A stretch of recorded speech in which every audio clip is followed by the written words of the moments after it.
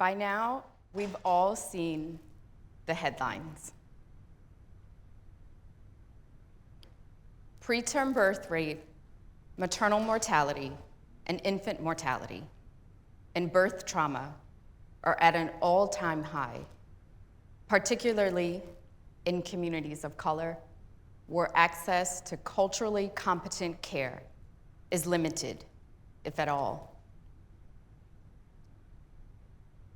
I stand before you not only as the founder and executive director of Saul's Light, a New Orleans-based nonprofit organization dedicated to supporting, empowering, and advocating for Louisiana's NICU and bereaved families. I also stand before you as the face of these headlines.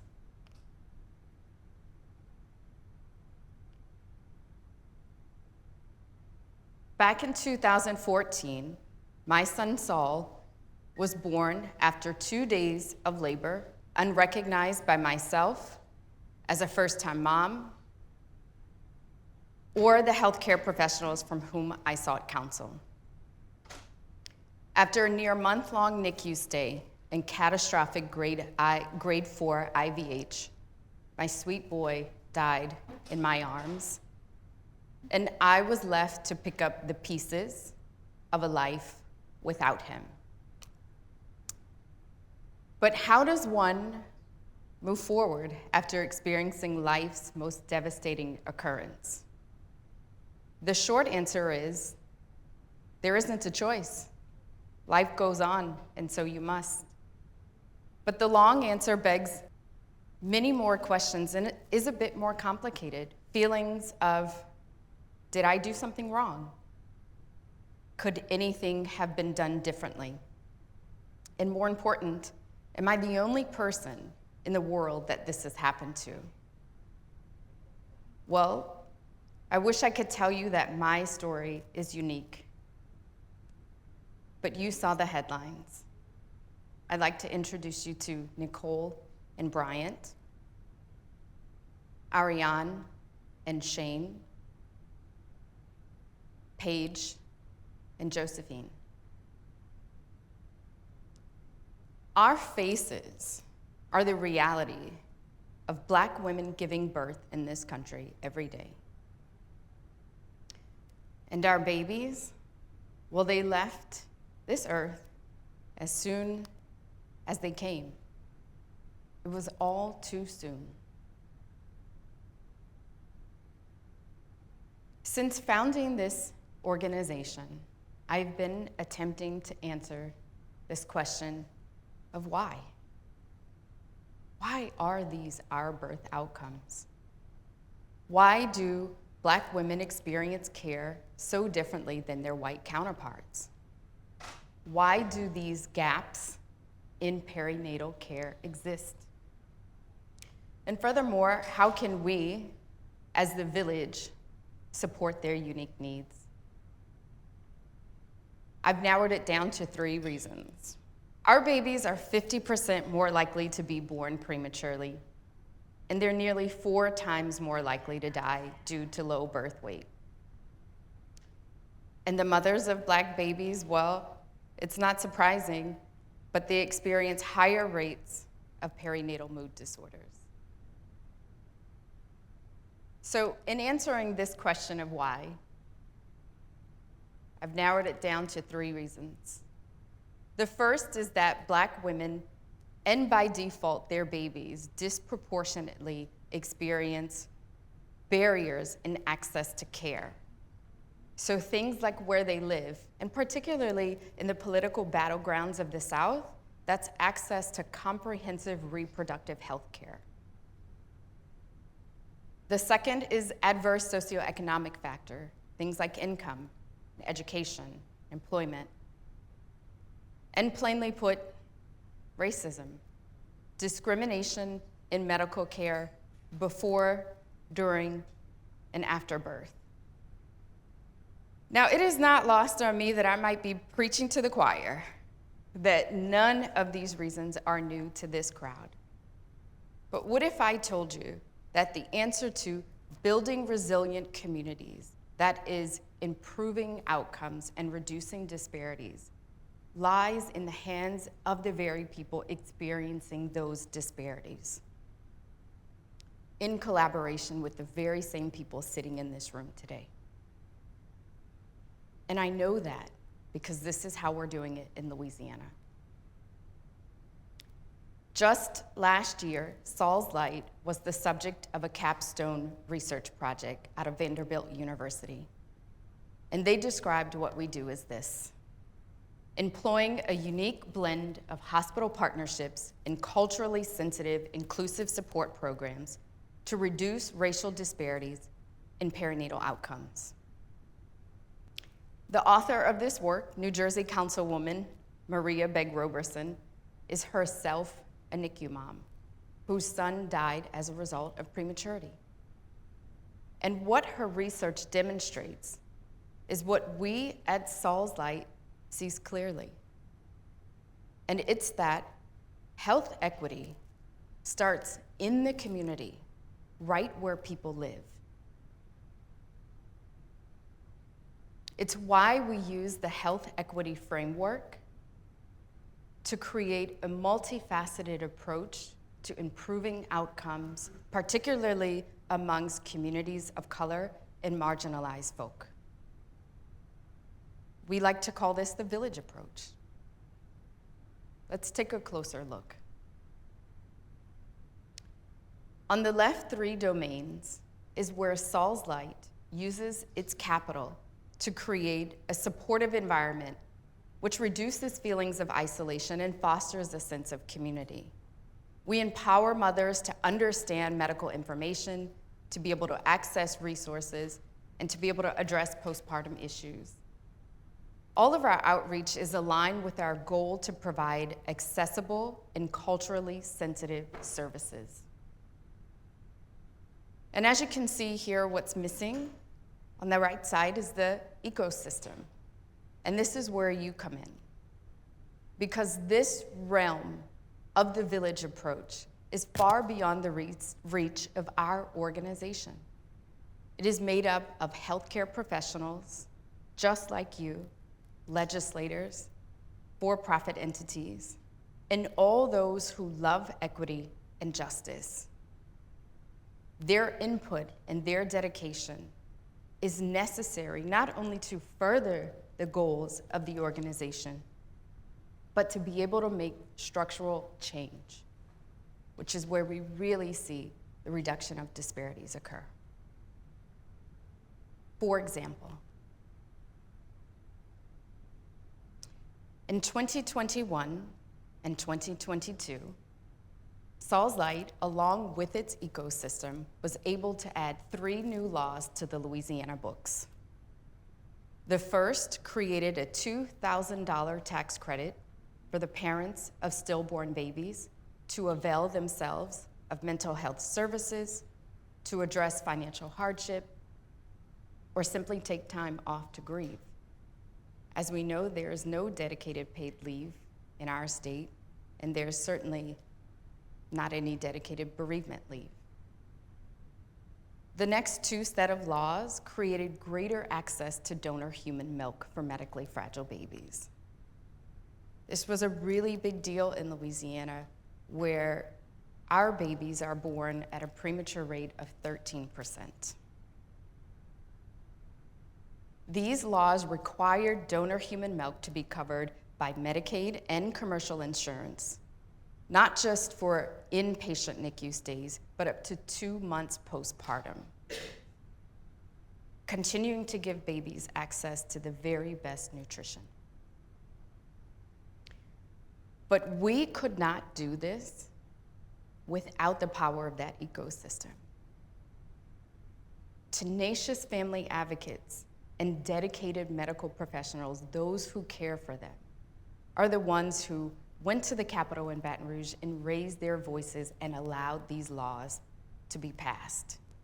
Their dedication to community engagement and sharing information is why we were quite literally able to change people's lives in our states.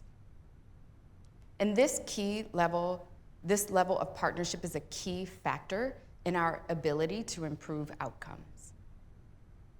And Roberson notes that Saul's Light extends its impact beyond the immediate NICU needs by addressing systemic issues and collaborating with hospitals, an approach that builds trust, this is the most important, and positively impacts health outcomes. And we are just off the hills of the crowning achievement of the ecosystem at work. It's our annual NICU Summit. We just passed our 4th year last week. And what's most impressive about this NICU Summit is it started out as a small gathering, a think tank, to create solutions to the most pressing issues in front of NICU families, NICU hospital providers, and all those who care for NICU families.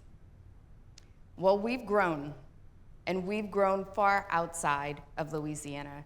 Impressively, medical providers made up over 50% of those attendees, and there were people not only from across the country, but even outside of the country. It was attended by legislators and NICU families alike, all adding their input to the NICU Summit to be able to create these solutions. And we know that it's having the intended impact because we hear from those who attend all the time. They fill out the evaluation, of course, don't forget your evaluation, but they also leave us comments and feedback. One neonatologist said, "We can do so much to help families, but we need to leverage the power of the community and resources of the hospital." And so what the NICU Summit does is give providers a chance to hear directly from families, to hear directly from community leaders as a way to enhance their practice, to be able to learn together with us and keep a steady pulse, no pun intended, on what's going on in the community and what's more important. A social worker who attended the conference had this to say: Saul's Light is one of the few organizations that I've seen to be able to do the grassroots component, the family component. They engage and teach professionals, and the advocacy they do in the legislature and the community, they do that bridge so well. And this is exactly what Saul's Light is. It is a bridge between the hospital and the community. And our ability to bridge these two separate entities together is the secret sauce of our mission. It's why we've been so successful. Now, since we've started the NICU Summit, we've gone on to tackle some important NICU-related public health issues, including emergency preparedness, lactation disparities, and language access, just to name a few. But what's most impressive about all that I've told you is not that Saul's Light is an anomaly and they do great things and we wish we had that in our community. What's most impressive is that our work can be replicated in communities all over this country. And that's my charge for you today, is to return to your hospitals, return to the communities that you work in, and start to make changes tomorrow. And you can do that with these 3 principles of the Saul's Light Village approach. The first is to recognize that community is essential. Their needs are to be centered. So we have lots of ideas about things that we want to do and want to change. But when we're working with communities, what matters is what they want to do and what they want to change. And in every community, there is always dedicated people that are already tackling those really big issues. Somebody said a long time ago, there's nothing new under the sun. That's the case here. Center the needs of the community. The second is that engagement must be rooted in equity. What this means is that diversity is your superpower. The more diversity, the better. All voices, all stakeholders should be represented when you're making changes. And my absolute favorite when we think about equity is this: recognize that there is expertise in lived experience. Life is the best teacher. It's how I got here. The third and final thing is that efforts must be sustainable and interdisciplinary. Health disparities did not start in a vacuum. There are so many reasons how we got here. They are rooted in history. They are rooted in politics.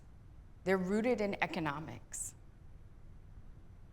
So anything that we want to do to change must also be multifaceted and interdisciplinary. Work with families, work with communities, organizations to get the results that you want to do. So in a roundabout way, I've told you about reducing disparities, and here's what I have to say. If we want to overcome inequity and reduce disparities, it requires resilience. And our communities are resilient. Our very existence proves that. And while I would love for this talk today to be the end of all maternal-child health disparities, that is not in our control, not today. But what is in our control, me, you, and every person sitting in here today, is the ability to be the village, to foster resilience, making sure that people don't just survive their circumstances, but that they thrive in their lives. And we do that by aligning our intentions with our actions. And not for the community, but rather with the community. Now, when I started this presentation, I told you about Black women, including myself, who experience the worst birth outcomes possible. But what I want you to take away from my presentation and my story today is that these stories are not sad stories. They are not. They are stories of resilience, of mutual aid, of interdependence, and of hope.